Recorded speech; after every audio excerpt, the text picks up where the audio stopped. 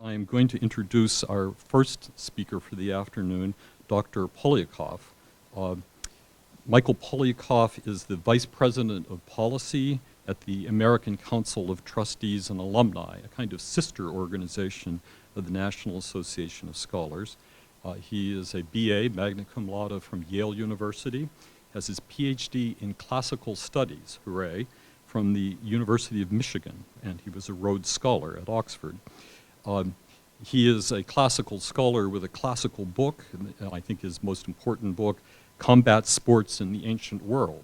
And I'm a great fan of combat sports as well, so Michael Poliakoff wins my heart on that too. Unfortunately, over the course of my career, I applied for 2 jobs in which Michael beat me out on both occasions.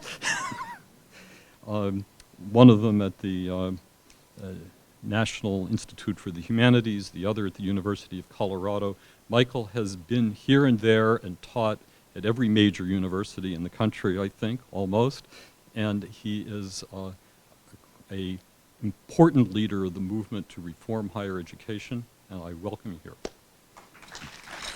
Thank you, Peter, for that very kind introduction. My affiliation with the National Association of Scholars goes back about 26 years, I think, when Stephen Balch, the founding president, came to visit at Hillsdale College, and I joined the association. It's an honor always to be with NAS, and now that Stephen has passed on the mantle to the extremely able Peter Wood, if I'd known you had been a rival, I probably would have lost confidence. I'm delighted to be back with you, and to be with the Maine Heritage Policy Center that has been a wonderful partner with my organization, the American Council of Trustees and Alumni. About 2 years ago, I was here, and the center was a very gracious and very able host when we presented our report on public higher education in Maine. I'm delighted to say that through the efforts of our 2 organizations, that really did seem to have some impact. And about a year after we presented that report, the Board of Trustees froze tuition, the first time in many, many years. I think we can claim credit for that we are doing the right things. And although reform in higher education comes slow with great effort, it does happen. That's the word of hope that I want to start out with. Well, the advantages of a thorough and deep liberal arts education have been known and celebrated for many centuries. The advantages for career, community, and an enriched life are evident. They're even documented. But what happens when students encounter not a rich and rigorous liberal education, but one of its deteriorated forms, which I'm calling liberal arts Lite, so to speak, or as my organization, ACTA, will term it, the hollow core?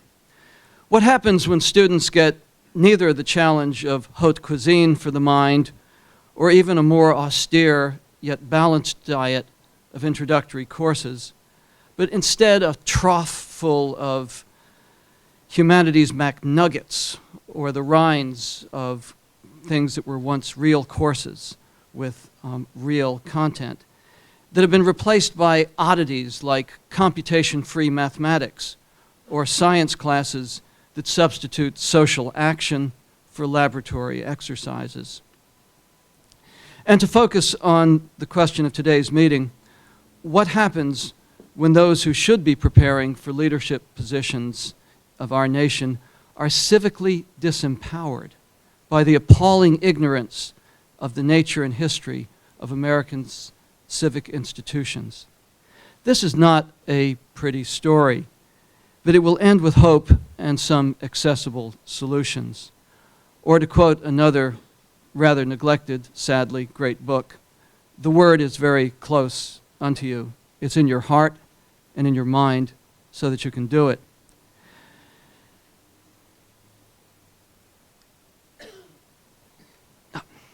ACTA has just completed a report on the so-called top 25 liberal arts colleges. Actually, there are 29 when we count the number of ties for a coveted slot among the top 25.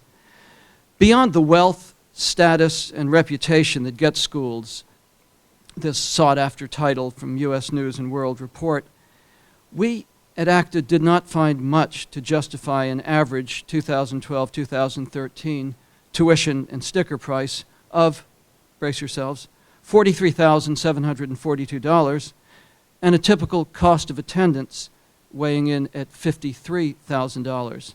Nearby Bowdoin, to get to our immediate subject, came in at $44,118 for tuition and fees, and $58,200 for the cost of attendance.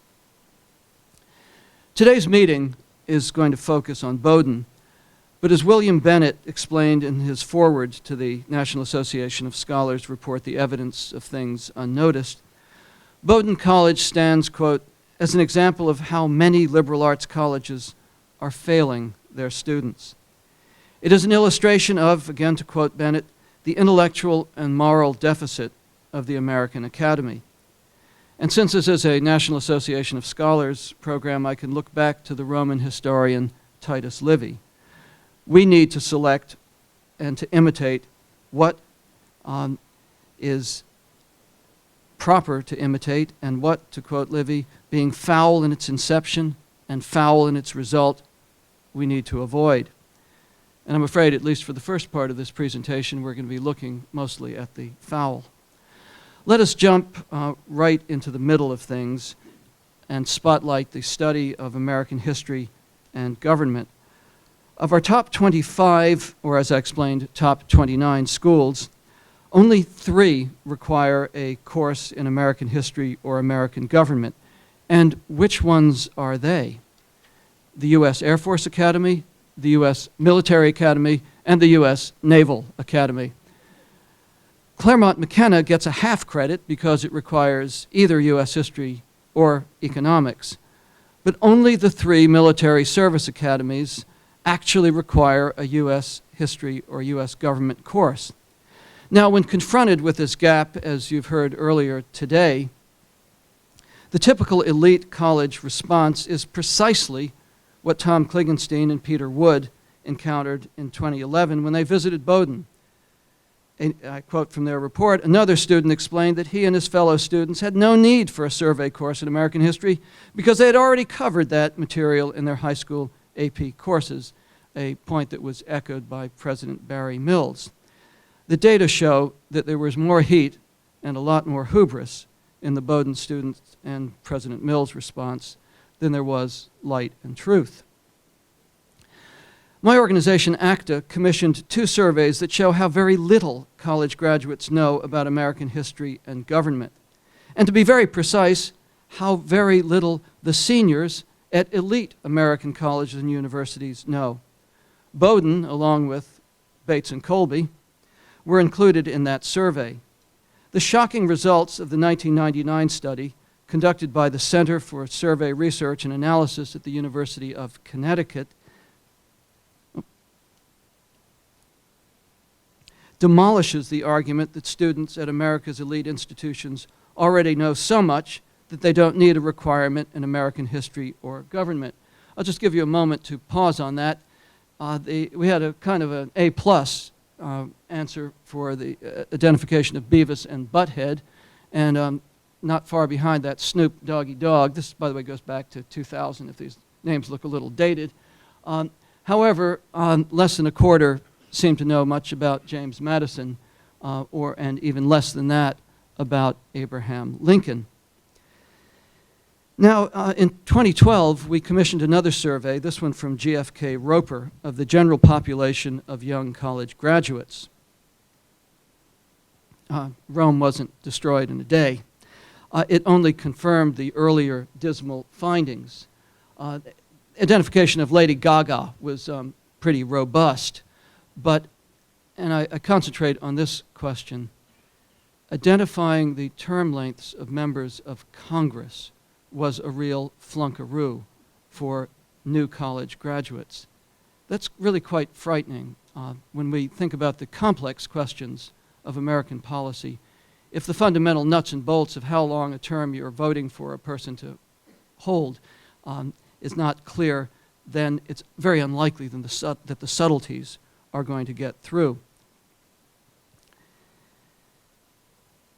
Well, James Madison understood the dangers of a, quote, crafty and dangerous encroachment on the public liberty that comes from ignorance, and I would commend to your attention the presentations of John Fonte and Peter Wood on how a soft and ill-considered embrace of global authority is exactly the kind of danger that James Madison would have pointed to.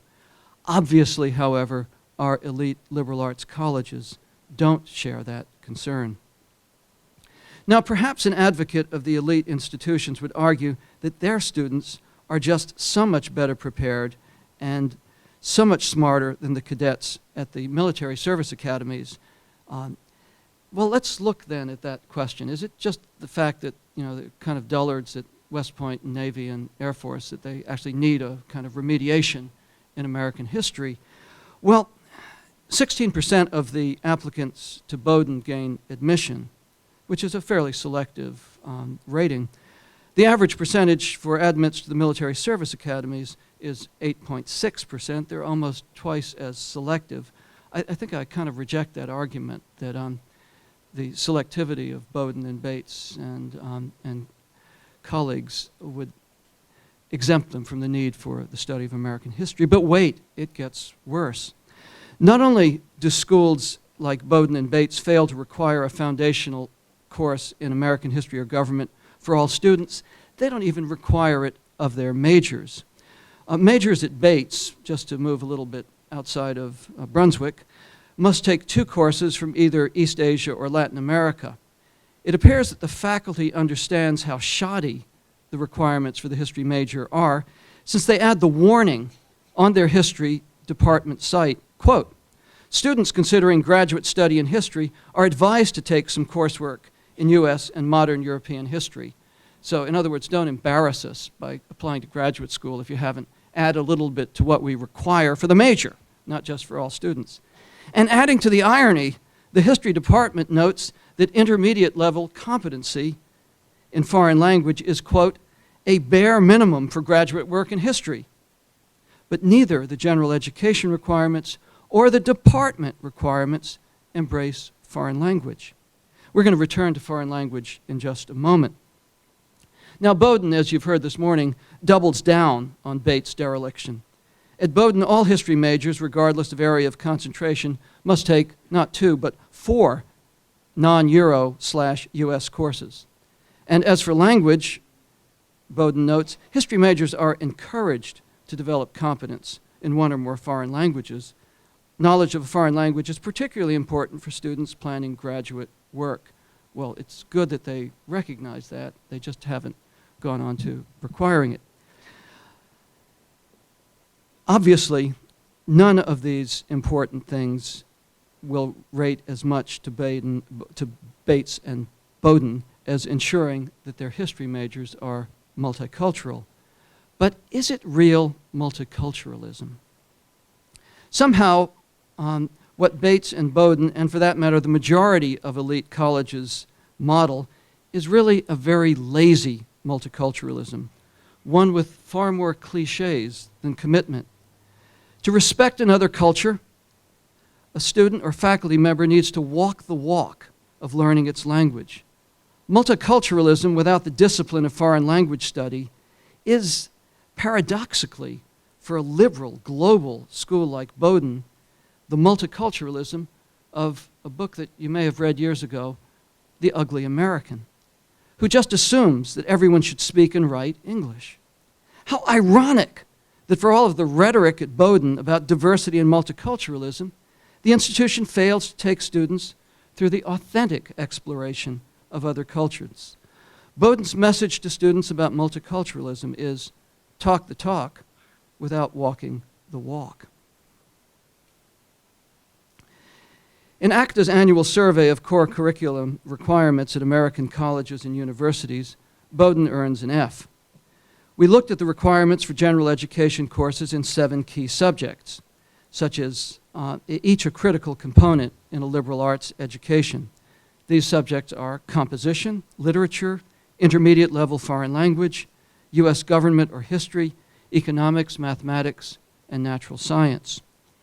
Although a strong case can be made, of course, for including many other subjects in a core curriculum, and doing so is really part of the diversity and vitality of American higher education.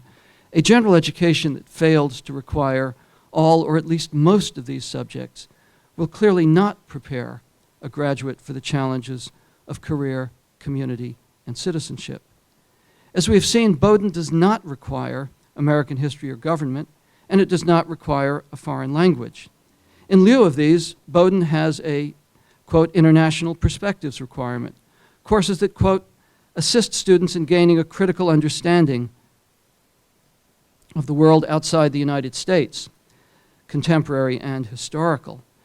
This requirement can be fulfilled by courses such as Muslim women, Islam, and feminism, or Latin American cinema, or Siberia and Central Asia through film and literature, or South Asian popular culture. Undoubtedly, these courses provide significant learning opportunities. But to pretend that they represent a liberal education in lieu of the disciplined study of foreign language is a grave disservice to students. Bowdoin students are required to take a course in exploring social differences.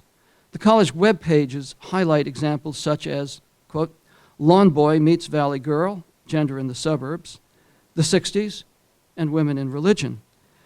What these courses supplant are requirements that would constitute a true liberal arts general education. A student can graduate from Bowdoin without any study of economics. President Mills' statement on liberal education sees the curriculum as suited, I quote, at the beginning of the 21st century to a, quote, dramatically altered world. Surely an understanding of how markets work would be one of those essential skills for a globalized world. More pressing, I dare say, than a smorgasbord of courses on gender in the suburbs or the 1960s. How does President Mills operationalize Bowdoin's commitment that he expressed in his dismissal of the National Association of Scholars report? I quote, we are also committed to preparing our students to become global citizens in a global economy and for careers that call for critical thinking, judgment, and principled leadership. Preparation for a global economy without a requirement in basic economics, it doesn't connect. Moving on, nowhere in Bowdoin's liberal arts curriculum is a student required to take a literature course. That fundamental encounter with challenging texts and their analysis. Music of the Caribbean, performance art, and love in lyric and song are interesting subjects that will surely, quote, help students expand their understanding of artistic expression. But what do they do for cognitive gain and the skills that build the foundation for a successful career? It gets worse. Employers are frustrated by the poor writing skills of newly hired college graduates. A survey of hundreds of business leaders by the Partnership for 21st Century Skills revealed that 26% found the writing skills of newly hired four-year college graduates, quote, deficient.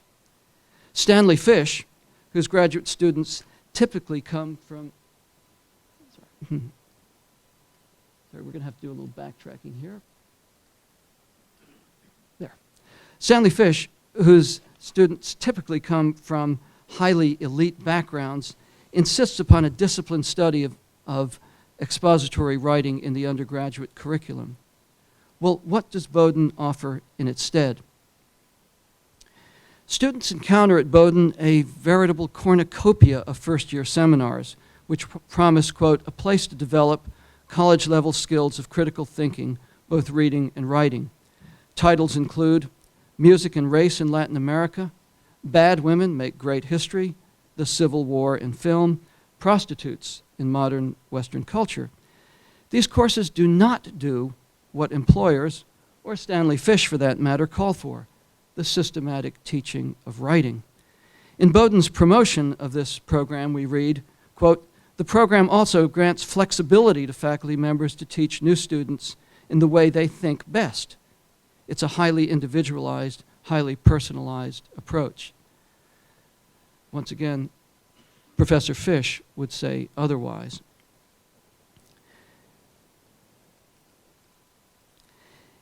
In 2011, a University of Chicago press publication entitled Academically Adrift, Limited Learning on College Campuses rocked not just the world of higher education, but also the national media. Written by two professors of sociology, Richard Arum of New York University and Josipha Roxa of the University of Virginia, Academically Adrift used a sophisticated test of cognitive skills, the Collegiate Learning Assessment, to measure learning gains among a large cohort of students. When Doonesbury picks up a University of Chicago book that's full of data and statistics, it's a pretty good sign that the topic is hot.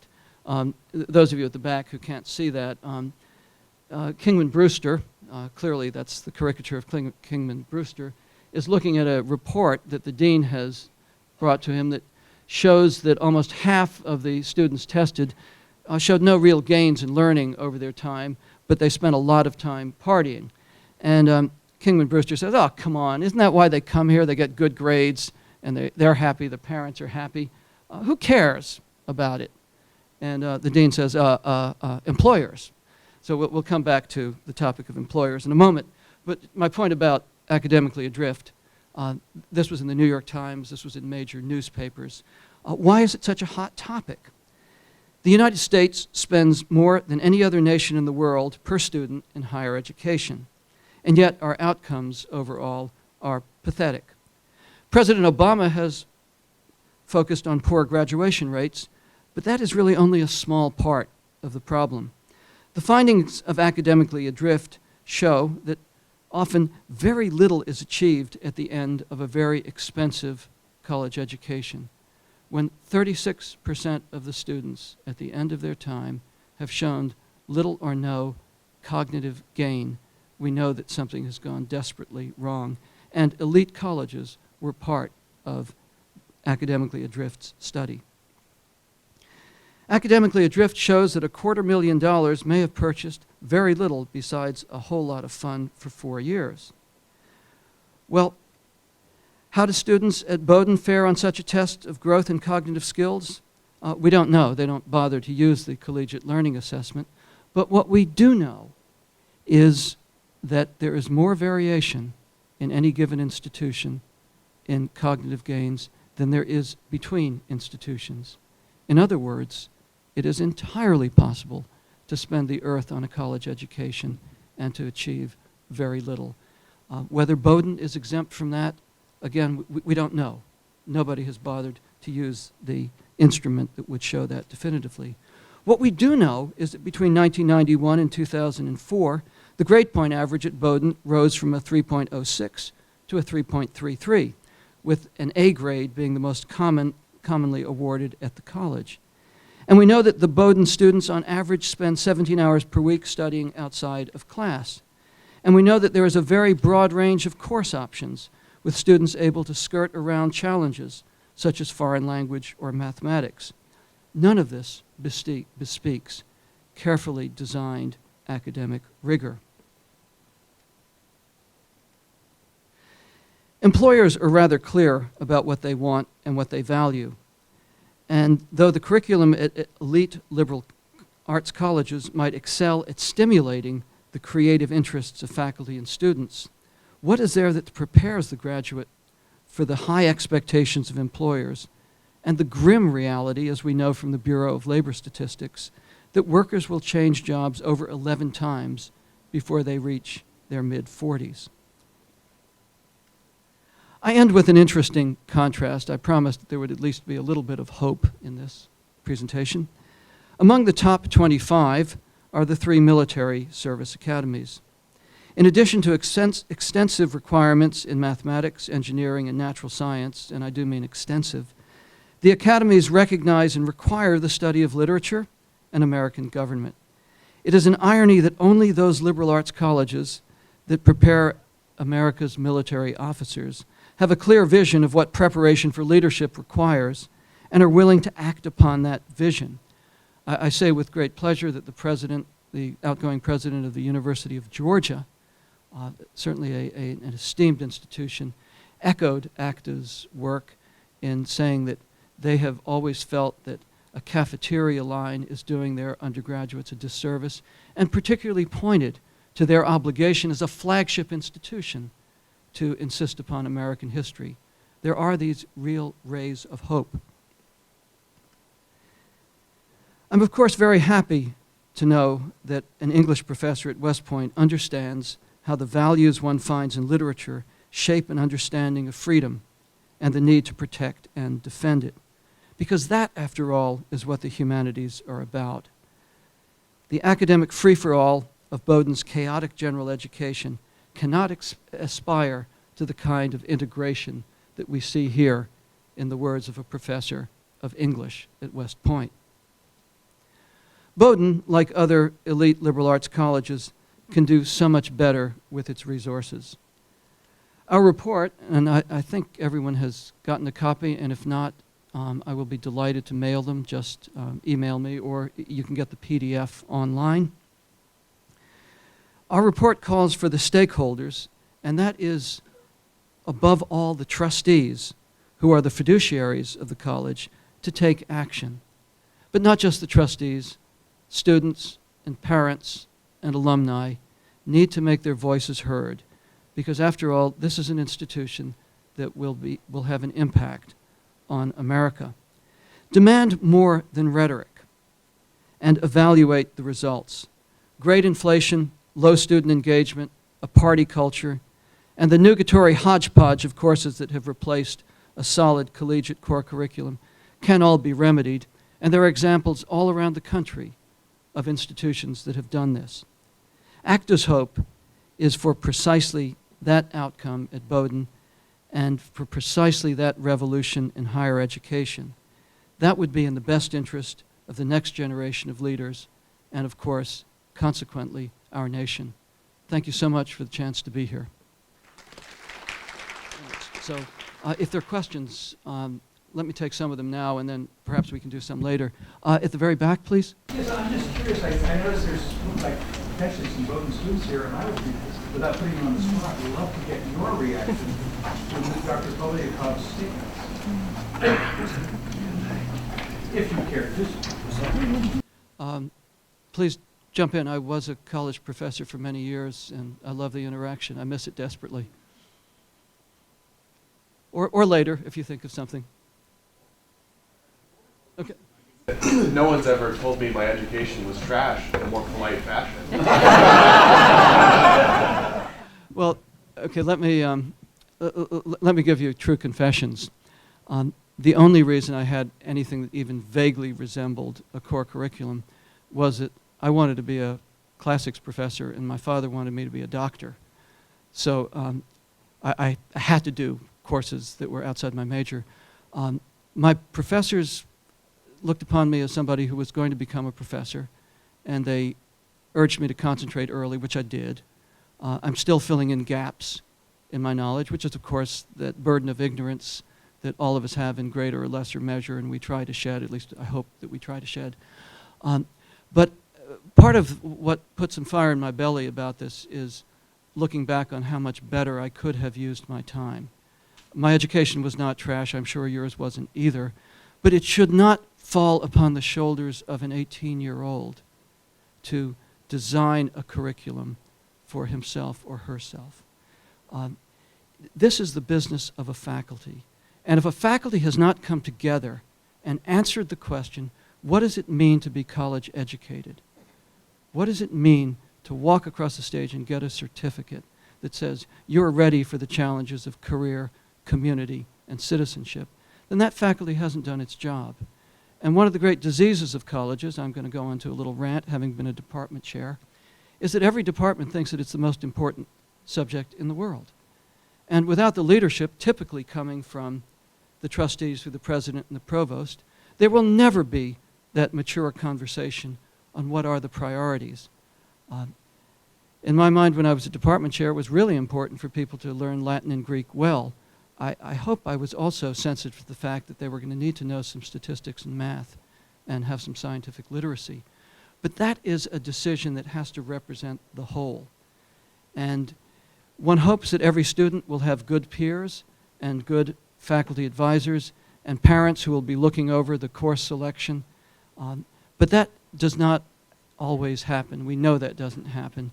And we have too many cases of people, especially in this lean and hungry job market that now confronts all of us, that have been left academically adrift.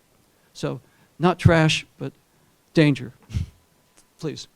I'm just struck by the term principled leadership that Barry Mills used in describing what the education of Bowdoin is about, when everything that's been discussed here today at some level or another talks about the absence of principles or the elimination of principles in many respects. How can you talk about principled leadership if you're not teaching principles? That is indeed a question that should keep people in college administration awake at night. And it's one that every trustee ought to be confronting the college with at every time, and not necessarily in an antagonistic way. The arrogance of thinking, and I will use that term advisedly, arrogance of thinking that students do not need to understand the institutions of our free society, both their strengths and weaknesses, is preposterous. It's terrifying. And I again refer back to what Peter and John have pointed out to us, and KC as well, that we are jeopardizing our future by not confronting that weakness. Your question is very, very well taken. Please. And I may not put this well, but my question is, what is the origin of this approach, this new approach, or not so new approach to education? I mean, it seems to have been purposeful, but it's not something that occurred overnight. This is incrementally approach into the system. So where did it come from? Again, a very good question, and I'm going to start with a kind of a homely comparison, and then I'll relate that to higher education. I have children that represent a rather broad range of ages. When I go with my 6-year-old to the supermarket, there's a kind of an interest in the candy and the ice cream counter. Make sure that I do those proper food groups. With my college-age children, it's whole grains and vegetables and so forth, which suggests that we've actually done our job reasonably well. The Bowdoin curriculum offers a lot of candy and cake, and that's typical at so many elite institutions. This is a very appealing, on the surface, a very appealing argument. We trust you to make decisions about what you like, what you don't like, what best suits you. And of course, one hopes that there'll be an academic advisor that's willing to say, enough of the cake and the ice cream, go eat some broccoli and cauliflower, you need that. But really starting in the 1960s, there was a real pushback from the prescriptive idea of a curriculum, that there was a body of information and a body of skills that are foundational. And again, to cite an excellent National Association of Scholars report, The Dissolution of General Education, along with that came, remarkably, a shortening of the academic year and an almost virtual elimination of prerequisites. The idea that there would be a orderly foundation of knowledge, that these interesting sidelight courses like popular culture of the 60s would have to be built on a foundation of an understanding of, broader understanding of United States history. That's virtually disappeared. So, in many ways, it's a weakness of will. It's an attempt, more than an attempt, it's a success in many places of politicizing the curriculum. Having a major named after your particular area or interest is power. It means hiring. It means getting grants. And all of these things have taken us away from that fundamental question. What does it mean to be educated? What does it mean to be ready for this world? Okay, I think my timekeeper is telling me to hold my peace.